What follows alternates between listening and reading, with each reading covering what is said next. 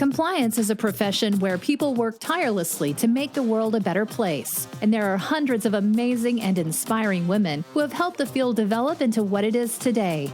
Great Women in Compliance is part of the Compliance Podcast Network, so join Mary, Shirley, and Lisa Fine as they talk with women in compliance who are making a difference. Welcome to the Great Woman in Compliance podcast with Lisa Fine and Mary Shirley. I'm Mary, and I'm pleased to introduce today's guest, Ellen Smith. Ellen was recommended for the show by a great gentleman in compliance. So a big hello and thank you to Matt for nominating Ellen his favorite Great Woman in Compliance. Welcome to the show. Thank you. Thank you, Mary. And thank you to Matt, too, for inviting us. This is really exciting. Do tell us about yourself.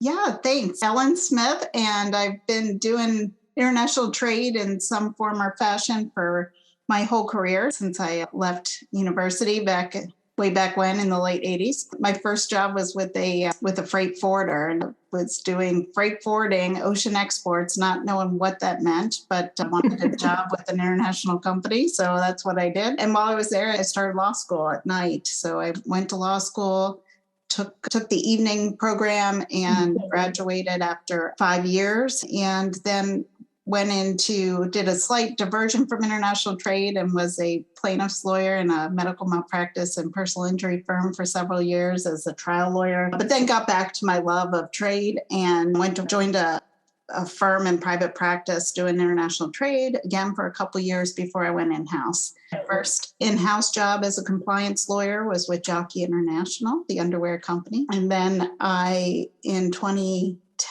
moved to Houston. My husband was from Texas, and he got me here as quick as he could. He said, here we are in Texas now, and joined an oil and gas company and helped to build their trade compliance program. That was Weatherford International. And then I moved to Baker Hughes as vice president of trade compliance until 2 years ago. And then 2 years ago, I decided it'd be a good time to quit my job in the middle of the pandemic, and went through a little bit of a midlife crisis. My youngest daughter was heading off to school and to college. So we were going to be empty nesters, and I lost my dog, and I felt like my world was falling apart. I quit my job and decided to before I quit my job, I reached out to several friends and said, I'm thinking about leaving, thinking about if you hear of any new jobs my way. And 3 of those friends said, well, if you go out on your own, we'll hire you. And I'm like, all right, why not? Let's give this a try. Ready for a change in life. And so just jumped off the cliff and started a consulting company. And I started Amali Trade Compliance Consulting. Amali comes from my 2 daughters, Amanda and Natalie, the first 3 and the last 3 of their names. No big secret about where the name comes from, but it's related to them. And here we are 2 years later, and I now have 12 employees. Wow. And we've grown a lot. And I've got a group of consultants that were all former in-house people. So we know what our clients want. We think and relate to them. And it's been really successful. And I just keep pinching myself every time. It's an awesome story. I'm sorry to hear about the loss of the dog and the process. That must have been a difficult part of it. The positives, of course, it sounds like it's been very successful. And so I want to jump down actually to one of the questions that I had prepared for you for a little later, but this is a really good segue, I think. So you shared that it almost felt like a bit of a midlife crisis situation. And of course, the pandemic caused a lot of us to reflect very heavily on what our priorities in life were, and were we getting what we needed from the lives that we were living? Was the status quo what we were happy with once we asked ourselves that question? So I'd love to hear from you. What was the thought process that you journeyed through to decide that you wanted to go out into your own space? It sounded like you had a guarantee of 3 clients right off the bat, but when you were facing that turmoil moment of being in the pandemic and having a whole lot happening around you, what led you to landing where you are now? Yeah, I'll tell you, when I joined Weatherford back in 2010, I was there for almost 4 years. We had jumped in to build a trade compliance program at Weatherford. There were a bunch of us trade compliance professionals that joined all at the same time to help Weatherford get out of the investigation that they were under. And during that time period, we say it felt like dog years because we were just working 24/7 a whole lot.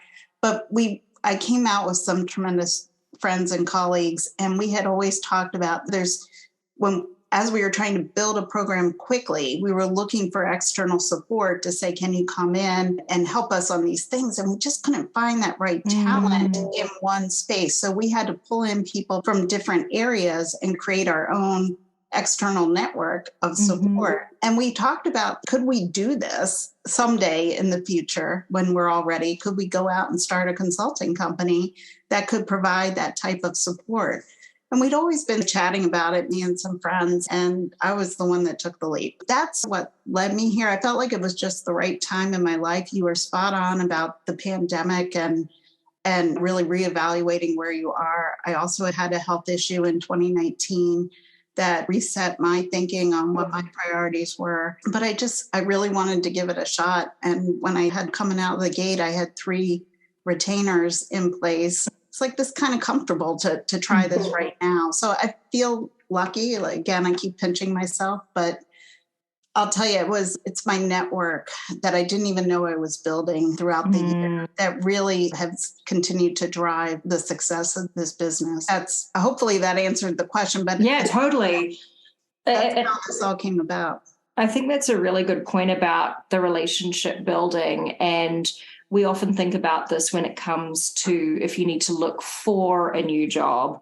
Ideally, you want to have built your network before you need it. But as well, if you're eventually going to have your own book of business, you can't just expect for that to happen immediately. And you're really leveraging off pre-existing relationships as your first clients before you have a track record. So I think this is something that a lot of people seem to not figure out. And I get a lot of people reaching out to me as the first point of contact ever. And they're basically asking for a favor because they've lost their job and can I help them in any way? And of course, I want to be able to do that. That's why Lisa and I published a book called Sending the Elevator Back Down. But there's a whole lot less you can do for people when you don't know them. And if you're not leveraging off an existing relationship, it frankly does make it harder. I think you raise a good point that when it comes to going out on your own, having pre-established networks really puts you on the front foot. Yeah, absolutely. And that's what I've learned the most throughout the last 2 years is that has become my valued asset, I think, is my network. Frankly, I didn't even really realize I was developing a network over I didn't do it intentionally. And I think if I had maybe thought about it more, maybe I don't know where I'd be right now. Everybody that I talk to now, I say, you got to work on that network and use LinkedIn. That's an awesome opportunities there, but just be nice to people and go out and meet and don't be afraid to talk to people. I love talking about trade. So anybody that wants to come up to me on the street or at a conference or anything, I'll talk all day. That's what I try to encourage people about. And it sounds like you're in agreement there too. I think it really is important to just intentionally build that network. And I lucked out by not knowing I was doing it, but did it anyway. Nice. At least I think it would have been very authentic if that's the case. So turning substantively now to issues, the frenzy that we observed in 2022 with sanctions pertaining to the war in Ukraine appears to have leveled out a bit. What's the state of the world of sanctions currently? Yeah, I think it's interesting. I just read an article this morning about is the end of sanctions coming about? And it was interesting because they were talking about how countries are now protecting themselves against the sanctions that because the U.S. has been sanctions happy for a while. And countries are starting to think about how do we harden ourselves from that? If we get removed from SWIFT, if we can't deal in U.S. currency, what do we do? How do we keep our economies going? So I think it was an interesting article. I don't know if we're close to there yet, in my opinion. But I will say this, that where we are with sanctions is just seeing governments use everything in their toolbox to put the sanctions in place. So it's not just the traditional economic sanctions. We now have export control measures that are essentially sanctions. against countries. And we have the multilateral sanctions, which, since 2014 and Russia's first invasion of Ukraine, this multilateral effort that becomes really difficult for companies to navigate. And it's not that it was a lot easier in the old days when we just said, can't do business in Iran, or if you're a US person, or full sanctions on a country. That's not what we have with Russia. It's not what we have with Venezuela. So we have to navigate that. And if companies can still legally do business there or do business for humanitarian issues, then that's what companies like mine can help with. And that's where we are today. It's just a really complex world. Yeah, thanks for sharing that. So as we turn our minds to the future of trade governance programs, and you're opining that that's probably not the end of trade sanctions. People have not become, or other jurisdictions have not become, sufficiently independent to completely avoid them and deal without them. What should we be keeping in mind for our trade governance programs in 2023? Yeah, that's an excellent question. And I think it was in April of this year that Lisa Monica from the Department of Justice said sanctions is the new FCPA, right? I think we're going to see the DOJ start to enforce sanctions and export control measures, I think, even more than they are today. It's going to be a focus. So what does that mean for companies? It means just what you said. You have to have a program in place. And I think compliance professionals by now should know what the elements of a program are. The elements of a program, whether it's for anti-bribery, anti-corruption, or export compliance, or sanctions compliance, the elements of a program are the same. To have your policies and procedures, you need to have your training, you need to have your auditing, you need to have your risk assessments, and you need to have systems. And if you have those elements of a program and can articulate what that program looks like, then you're on your way. The hard part is operationalizing that. And that's a word I think that gets thrown around a lot, but yes, it really is. I think that's what I believe where the rubber meets the road to a program. You can have the best program in the world, but if it's not built into your day-to-day business, you're not going to see the same results or the results that the government wants to have. That's a good point. And I think a lot of the time we get scared or nervous about jumping into new areas of subject matter expertise, but a lot of the core components or the foundational aspects of a program are the same. Antitrust, data privacy, it's going to be largely the same elements, just tailored around the specific subject matters. So don't get caught up in the fact that you may not be as knowledgeable at trade sanctions as you may be about FCPA, for example. Obviously, it's necessary to look into the subject matter and learn about it if that is your area. But when it comes to implementing a program, you already know the basic elements and largely the standards and expectations required. So I'd like to ask you about boycotts, and I think they're probably a lesser known area for generalist compliance practitioners. Tell us what they're about in relation to sanctions, please. Sure. And if I could start with this, I always, and I didn't do it this time, and I probably should have, but I always start meetings just defining what trade compliance is. Yes, go for it. Let's do that. And that is, because I find that in different companies, trade compliance can mean different things. To me, it includes import compliance, so customs issues, because every export turns into an import somewhere down the road. Export controls, export compliance is the second sort of pillar. Sanctions is the third. And then we've got anti-boycott. Anti-boycott boycott issues could be a subset of sanctions, but because of the interesting rules we have in the United States when it comes to anti-boycott issues, we always list it out as a separate pillar. Those are sort of I try and have an elevator speech about what is trade compliance, and that's it. Compliance, export control, sanctions, and boycott. There's a whole lot that goes into the four of those, but I don't get as many questions about anti-boycott as I would like, because I think it is, when we bring that up with clients, some of them just their eyes glaze over and they really don't know what you're talking about here. And could that really impact us? And in some cases it can. Anti-boycott laws in the United States are complex and crazy. We have both the Department of Commerce and the Department of Treasury that have issues or that have regulations around anti-boycott rules. The Department of Treasury says taxpayers in some cases are required to report on operations and even certain contractual clauses. And they have to report that in their annual tax returns. And then the Department of Commerce says quarterly companies that do business with certain jurisdictions have to report as well. So there's these reporting requirements that a lot of companies are not aware of. So on the Department of Commerce side, the anti-boycott regulations are a subset of the EAR, and they prohibit U.S. persons from participating in or even agreeing to participate in a boycott that would be inconsistent with U.S. government policy. The most common one is the Arab League boycott on Israel. There's certain contractual clauses or indications that, like, if you see something in a letter of credit or a certificate of origin or a bill of lading, there might be a reporting requirement or there might be an obligation to change that language by the U.S. company. So you have to, there's a lot of nuances to the anti-boycott rules, but at the end of the day, what we see is that there are reporting requirements to the government for these rules, and they're pretty complex.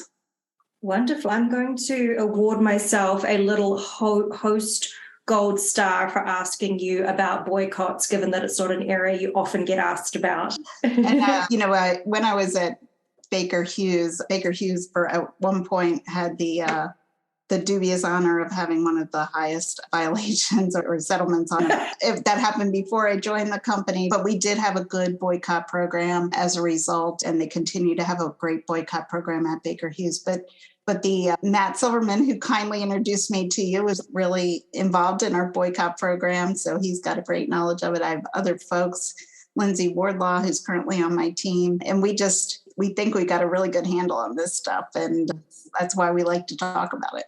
Good. Someone needs to be the expert. Wonderful. Thank you for sharing that. And then trade sanctions is an area that is really quite specialized. What made you decide to focus your practice area specifically on trade sanctions? It sounds like you have a bit of a love of it and you came back to it very happily after doing some other things. What is it that sparks your love of trade sanctions?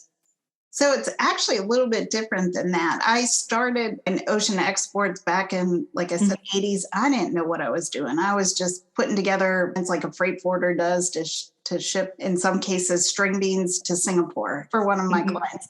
In any case, when I went after law school, when I joined Jockey, I was really focused on customs compliance and import compliance.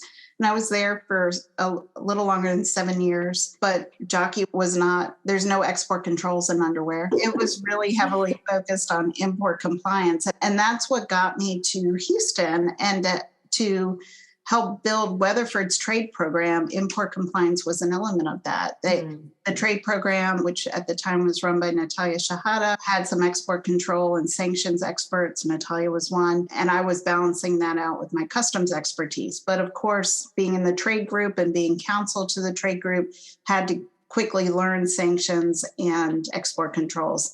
And I loved it. I love the international nature of it. Being in oil and gas, we, of course, we're working in some of the most difficult jurisdictions around the world, where hydrocarbons are, and that you just had to know that stuff. I really got into sanctions in 2014 when Russia invaded Ukraine and the awful circumstances around Crimea, and being in oil and gas, that was really difficult time to figure out and help the company. But that was the biggest dive into sanctions. And now most of my personal consulting practice, what I work with companies on is their sanctions program. But like I said, my whole team, we've spread out between those 4 areas that I talked about. Cool. And now reflecting on the last couple of years where you've been hanging your own shingle, what was a pleasant surprise when starting up your own business? Yeah, I think going back to my network, because I really didn't know how much I had spread the Ellen Smith way out there. And there were a lot of people that knew me or wanted to get to know me. And that was great. It was, again, the biggest surprise that I could actually do this. I think the other one is that I could actually run a business. I'm a lawyer. I don't know how to do that. But it's been really fun figuring out all these different things. I'd never been a consultant before. Of course, I was I was a plaintiff's lawyer. We billed on contingencies, but I was in private practice for a while where I had to bill as a lawyer. And I always said I would never go back and do that where I had to bill because it's so onerous. But here I am doing it again. But there's a whole lot better systems in place than when I was doing it. But it's been wonderful to and again, a great surprise that I've had clients reach out to me and say, we want to work with you. But also these 12 crazy people that agreed to work with me on my team and felt like they were willing to take the leap on this very young company and join in and try and do this with me. Again, it just warms my heart every day that I have all these great people around me. So the network and pleasant surprise, and that apparently I know how to run a business too. Awesome.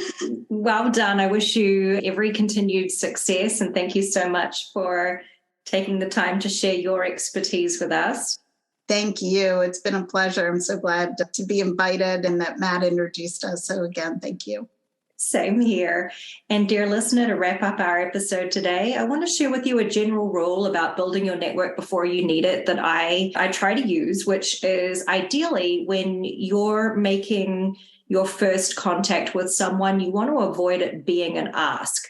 So lay the foundation, get to know people, deposit some credit, send the elevator back down to others proactively first so that you have something to leverage off when it's time for you to ask a favor. And I do know that there are times when sometimes it is unavoidable. And so when I'm in the situation where I reach out to someone with an ask and it's the very first contact that I make, I'm really straight up and upfront about that fact and say, I'm conscious of the fact that it's typically not ideal to be reaching out to someone with an ask as the very first outreach. And so I just wanted to sincerely let you know that if there's anything that I can do for you, please don't hesitate to reach out so that hopefully that they feel like perhaps it's a one-way street right now, but that you really mean it when you are offering a two-way street relationship for the future. That's all we have time for today. On behalf of Lisa and myself, thank you so much for joining us. We are grateful to have you on board as per usual and wish you a very pleasant rest of your day. Take good care. Thanks for joining us for this episode of Great Women in Compliance.